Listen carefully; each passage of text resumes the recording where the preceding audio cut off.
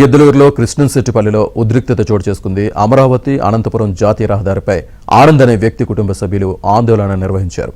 3 నెలల క్రితం ఆనంద్ స్నేహితులతో కలిసి సగలేరు వాగులో ఈతకు వెళ్లి మృతి చెందాడు.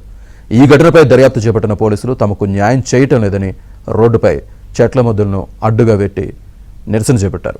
పోస్టుమార్టం రిపోర్టును పోలీసులు తారుమారు చేసి తమ కుమారుణ్ణి హత్య చేసిన నిందితుల్ని రక్షిస్తున్నారని ఆరోపించారు. ఆనంద్ను ఈతకు తీసుకెళ్లి స్నేహితులే హత్య చేశారని మండిపడ్డారు. నిందితులపై కఠిన చర్యలు తీసుకునే వరకు ఆందోళన విరమించబోమని రోడ్డుపై బైఠాయించారు. దీంతో ట్రాఫిక్ స్తంభించింది.